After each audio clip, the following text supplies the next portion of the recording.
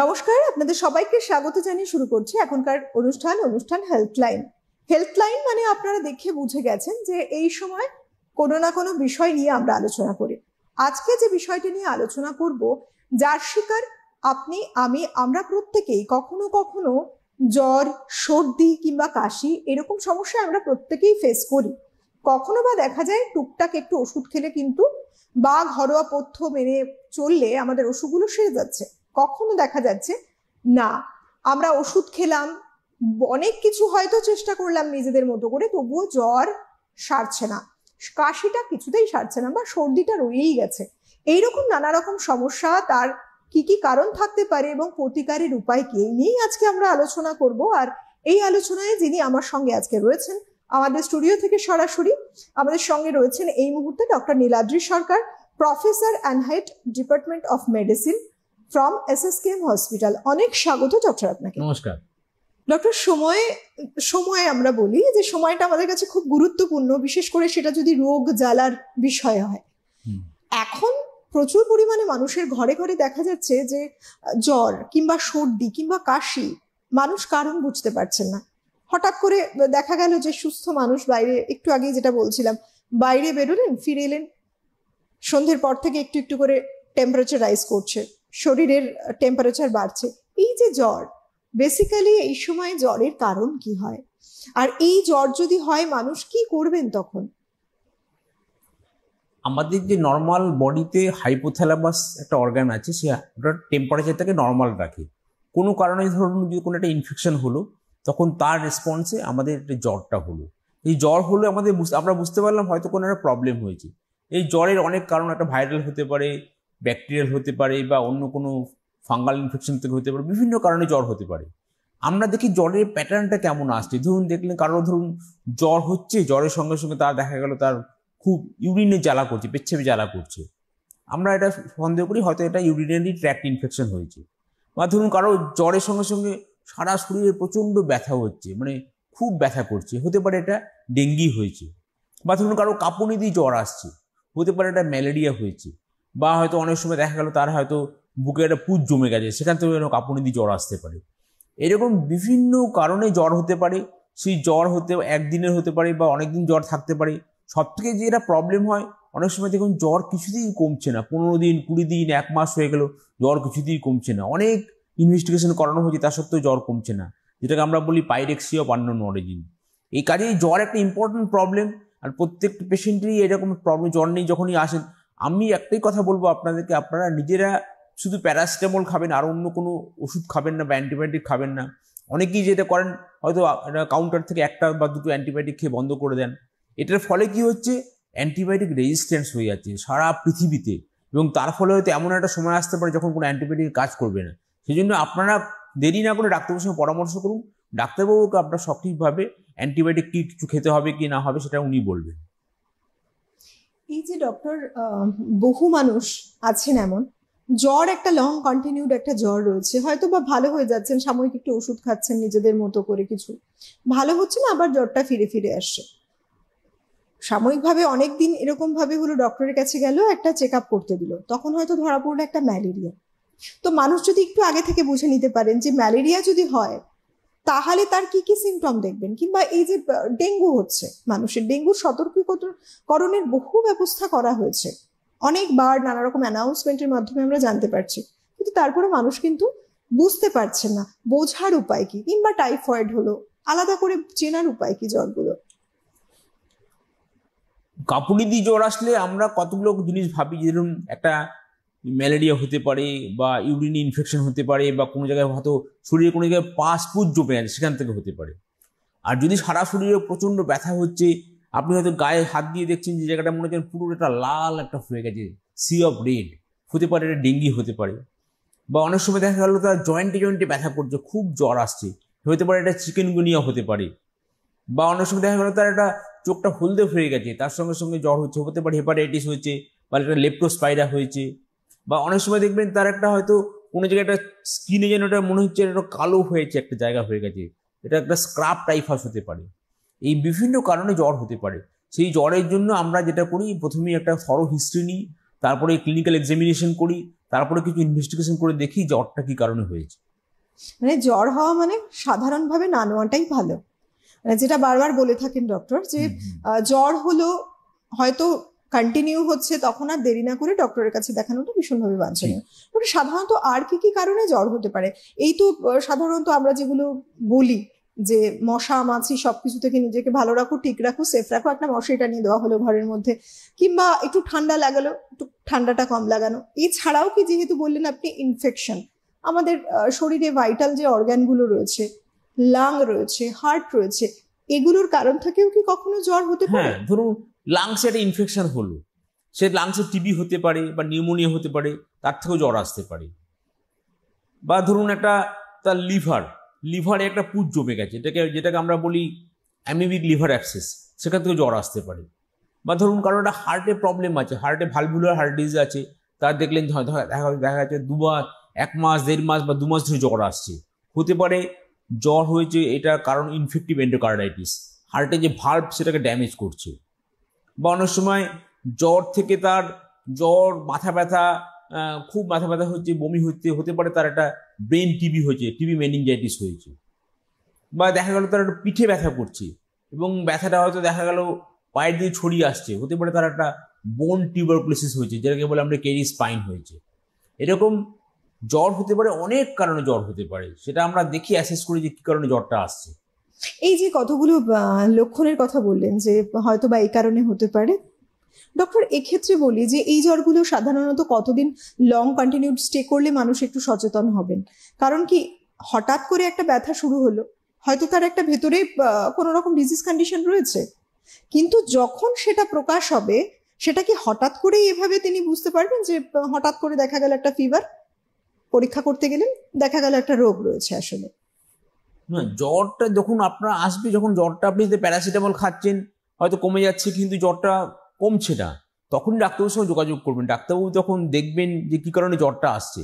আমরা জ্বরের জন্য থরো ইনভেস্টিগেশন করে দেখি যে ম্যালেরিয়া, ডেঙ্গি থেকে আরম্ভ করে সমস্ত লেপ্টোস্পাইরাস, ক্রাপ টাইফাস, সেগুলোতে যদি না থাকে তখন আমরা আরও অন্যান্য জিনিস ভাবি যে অন্য কোনো কারণে হচ্ছে কিনা। কোনো অর্গানে ধরুন চেস্ট এক্সরে করলে আমরা ইউএসজি করি, আল্ট্রাসোনোগ্রাফি করি, বা আমরা ক্লিনিক্যাল এক্সামিনেশন করে যদি দেখি কারণ ধরুন গলায় কোনো লিম্ফ নোড আছে, গ্ল্যান্ড ফুলে গেছে, সেই গ্ল্যান্ড থেকে আমরা দেখি সেই গ্ল্যান্ডটা টিবি কারণে হতে পারে বা লিম্ফোমার কারণে হতে পারে বা অন্য কোনো কারণে হতে পারে।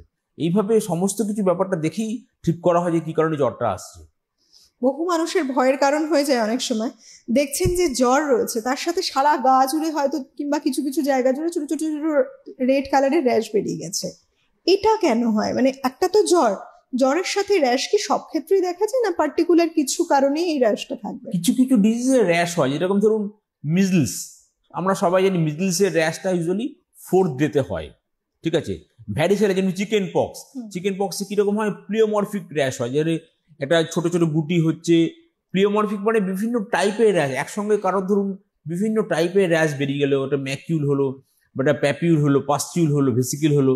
এই প্লিওমরফিক র্যাশ, এটা ক্যারেক্টারিস্টিক হচ্ছে চিকেন পক্সের। সেরকম ধরুন কারোর একটা র্যাশ হলো, একটা হোল বডিতে যেন লাল হয়ে গেছে, চাপ দিলে যেন এরকম বসে যাচ্ছে, সেটা হতে পারে ডেঙ্গি থেকে হতে পারে।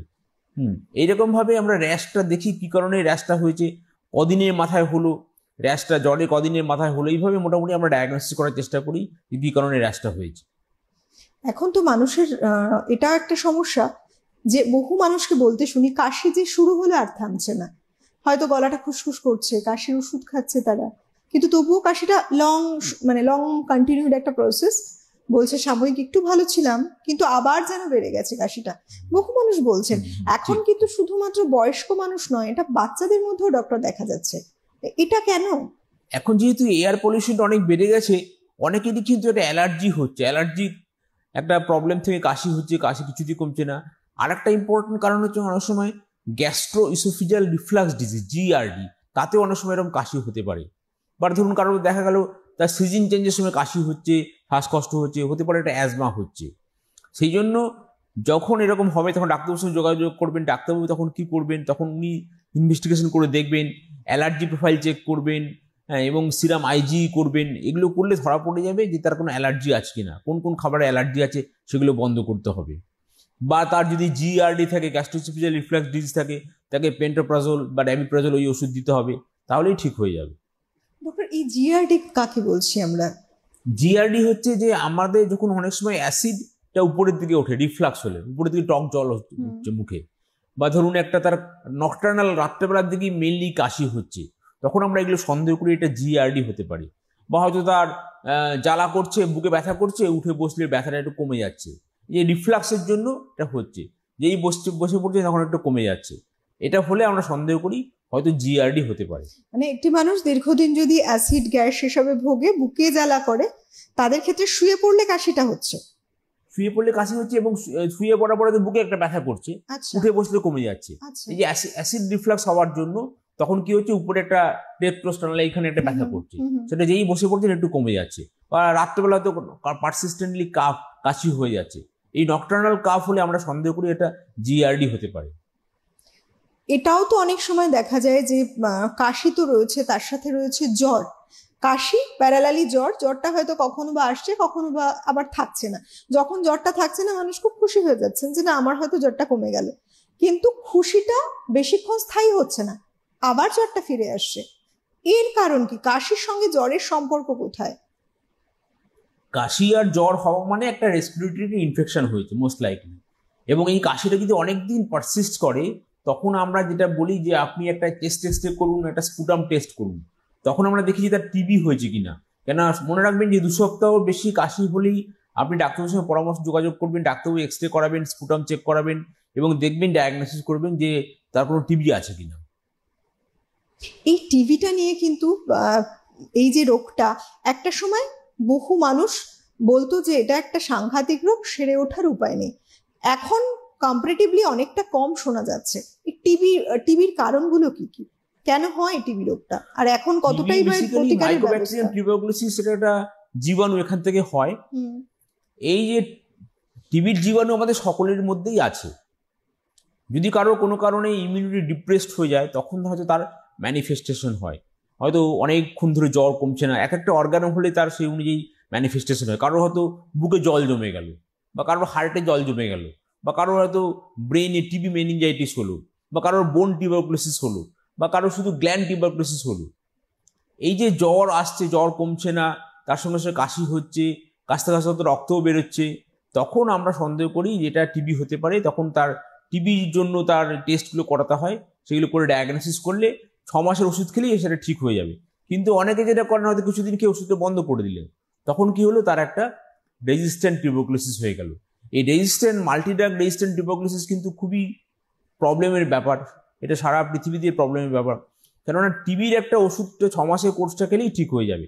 সেই জন্য আমরা এখন যেটা করি, সিবিন্যাট করে একটা টেস্টিং আছে, সিবিন্যাট করলে বোঝা যায় যে তার কোনো ড্রাগ রেজিস্ট্যান্স আছে কিনা, আগে কখনো টিবির ওষুধ খেয়েছি কিনা সেটাও আমরা জিজ্ঞেস করি, সেই অনুযায়ী তাকে ব্যবস্থা করা হয়। এখন জ্বর মানে মানুষ সেটাকে খুব লাইটলি নিয়ে ফেলেন, এবং জ্বর মানে খুব তাড়াতাড়ি যেহেতু নর্মাল লাইফে ফেরার চেষ্টা, সঙ্গে সঙ্গে বেশ কিছু প্যারাসিটামল, মানে নাম জানেন মানুষ অলরেডি, কিছু অ্যান্টিব্যাকটেরিয়াল মেডিসিন, এরকম বহু কিছু খেয়ে নেন, খেয়ে নিয়ে সাময়িকভাবে ভালো থাকেন। কিন্তু সমস্যাটা তখন হয় যখন দেখা গেল আদতে তিনি সেরে উঠছেন না, দিনে দিনে দুর্বল হয়ে যাচ্ছেন এবং জ্বরের সাথে দিনে দিনে রোগা হয়ে যাচ্ছেন। ওষুধ খাচ্ছেন, ভালো হচ্ছে, জ্বরটা ফিরে ফিরে আসে। এই জ্বর এবং ওয়েট লস, কিছু না খেতে পারা, সঙ্গে অনেক সময় দেখা যায় জ্বরের সাথে ডায়রিয়াও হচ্ছে, এরকম নানা কিছু থাকে, নানা কিছু সিমটম প্রেজেন্ট করে। এগুলোর কারণ আলাদা করে কি বলার কিছু রয়েছে, যে বোঝার কিছু আছে মানুষের কাছে? হ্যাঁ, যদি ধরুন জ্বর কমছে না, তার সঙ্গে ধরুন লুজ মোশন হচ্ছে, তার ওয়েট লস হচ্ছে, তখন আমাদের ভাবতে হবে যে এটা টিবি হচ্ছে কিনা, এটার কোনো এইচআইভি ইনফেকশন কিছু হচ্ছে কিনা, বা আন্ডারলাইন কোনো ম্যালিগনেন্সি আছে কিনা, এগুলো সবটাই কিন্তু ইভালুয়েট করে দেখতে হবে। এইচআইভি এর সাথেও জ্বর রিলেটেড? হ্যাঁ, এইচআইভির সঙ্গেও এরকম জ্বর হতে পারে, ডায়রিয়া হতে পারে, ওয়েট লস হতে পারে, খিদে কমে গেল, এরকম হতে পারে।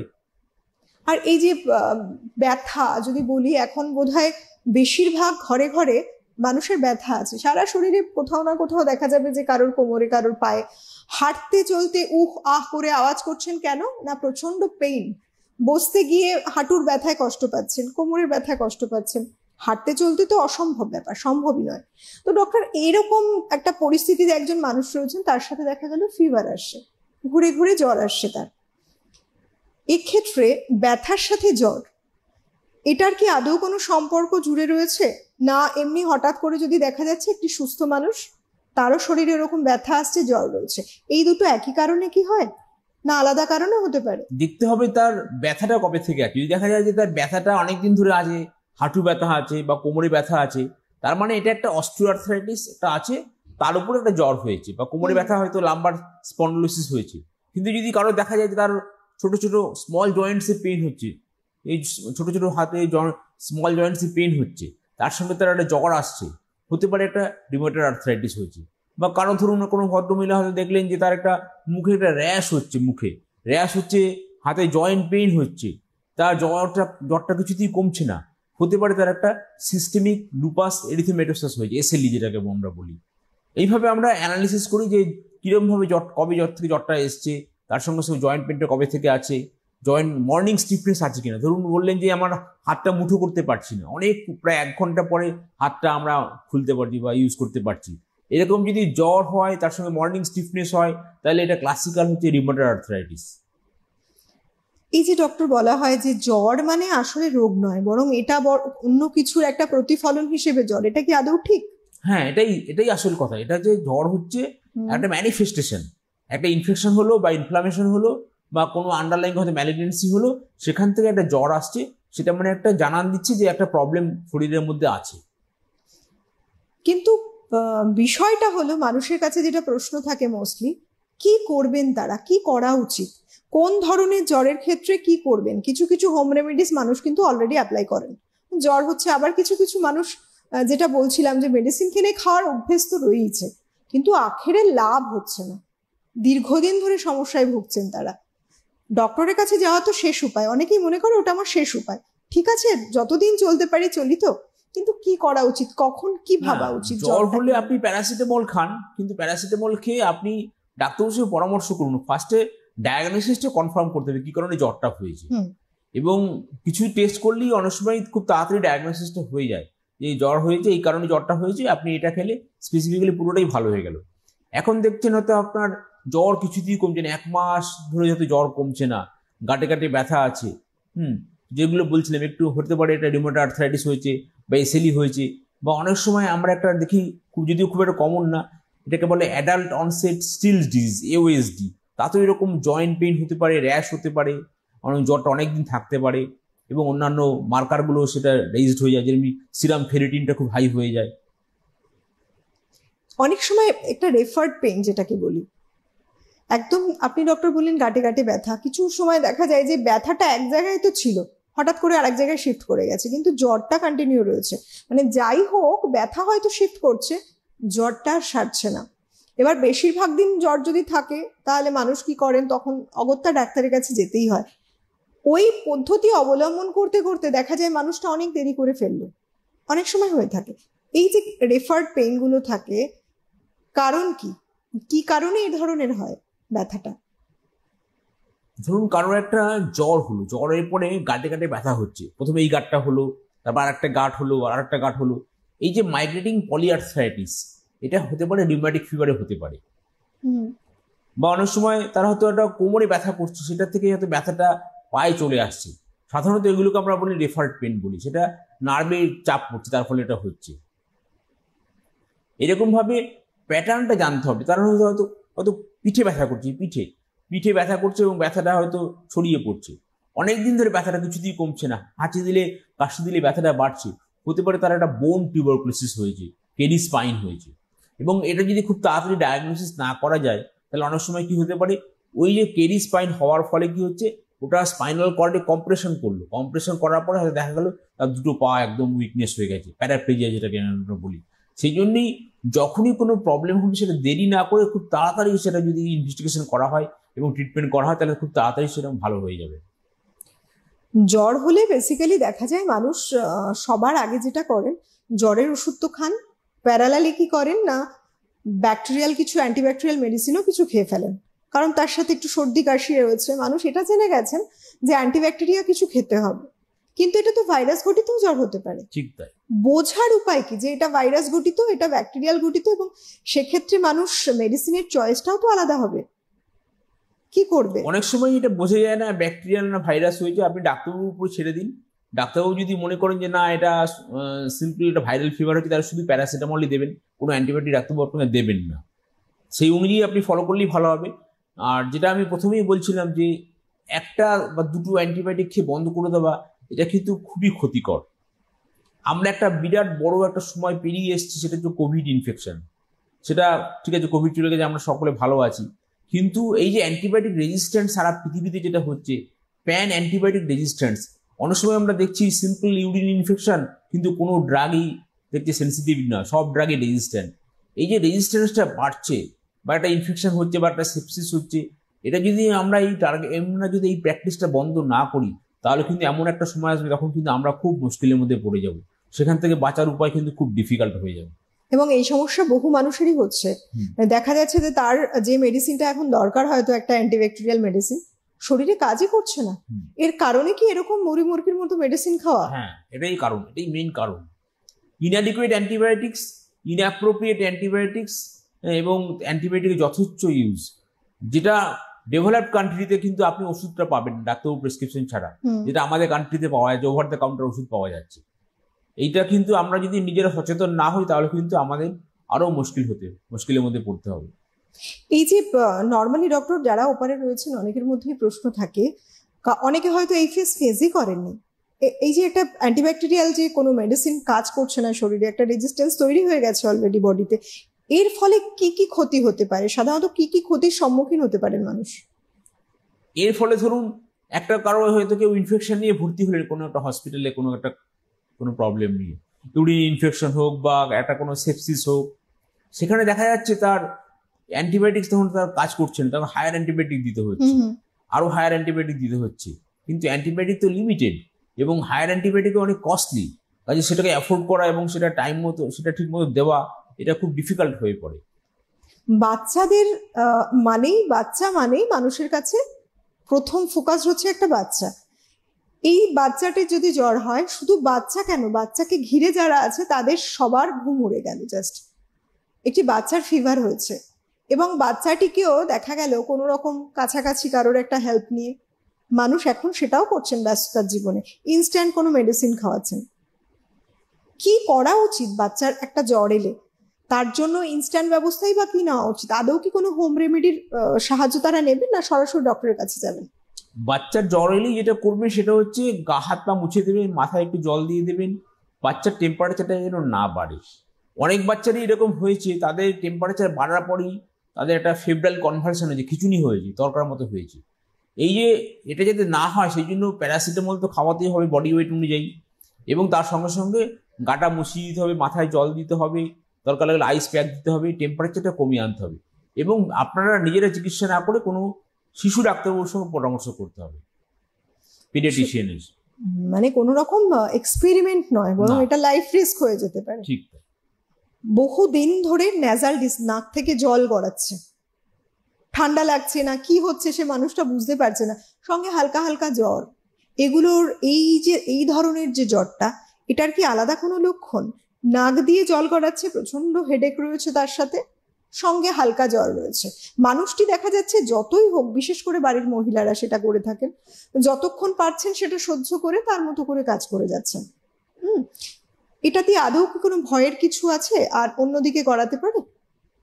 এটা হতে পারে একটা অ্যালার্জিক রাইনাইটিস হয়েছে বা একটা সাইনোসাইটিস হচ্ছে, তার থেকে এরকম হতে পারে, তাতে এরকম ব্যথা হতে পারে, এই সমস্ত জায়গায় নাক দিয়ে জল গড়াতে পারে, বা অ্যালার্জিক রাইনাইটিস হতে পারে। অনেক দেখবেন সবসময় কন্টিনিউ সকালবেলা উঠলেই প্রচুর হাঁচি হচ্ছে, এটা অনেক সময় অ্যালার্জিক রাইনাইটিস থেকে হয়।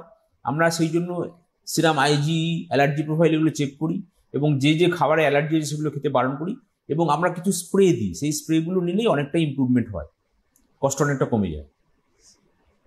আজকের এই অনুষ্ঠানের সঙ্গে যারা জুড়ে রয়েছেন, জ্বরের প্রকোপে বোধহয় মানবেন আমরা প্রত্যেকেই পড়েছি, কম বেশি কখনো না কখনো, কিন্তু সময়টা পাল্টেছে। তাই সময় অনুযায়ী নিজেদের জন্য, নিজেদের সেফটির জন্য একটু আলাদা করে ভাবা খুব প্রয়োজন, এবং সঠিক সময়ে ব্যবস্থা বলতে ডক্টরের পরামর্শ নেওয়াটা খুব গুরুত্বপূর্ণ। ডক্টর, বিশেষ সাজেশন মানুষের জন্য কি থাকবে?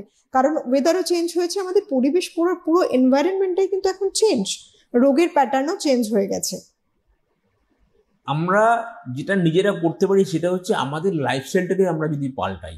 হুম। ধরুন আমরা যদি সকালবেলা একটু উঠলাম, উঠে একটু হাঁটাচলা করলাম, একটু যোগ প্রাণায়াম করলাম, টাইম মতো খাওয়া দাওয়া করলাম, ঘরের যেগুলো রান্না সেটাই খেলাম, বাইরের বেশি অর্ডার না দিয়ে বাইরের খাবারটা অ্যাভয়েড করলাম, টাইম মতো শুতে গেলাম, এইগুলো যদি আমরা ফলো করি না, তাহলে কিন্তু আমরা এই চট করে জ্বর সর্দি কাশি বেশি হবে না। আমাদের বডিটা একটা দুর্ভেদ্য দুর্গ তৈরি হয়ে যাবে, চট করে সেখানে ব্যাকটেরিয়া বা ভাইরাস অ্যাটাক করতে পারবে না। এটাই আমাদের করতে হবে, আমাদের লাইফস্টাইলটাকে পাল্টাতে হবে, নিজেরা লাইফস্টাইলটা পাল্টাতে হবে এবং সবসময় পজিটিভ থাকতে হবে। কখনো একটু একটু জ্বর হলে ভেঙে পড়বেন না, দেখবেন অটোমেটিক্যালি আস্তে আস্তে ঠিক হয়ে যাবে, কোনো চিন্তা কিছু নেই।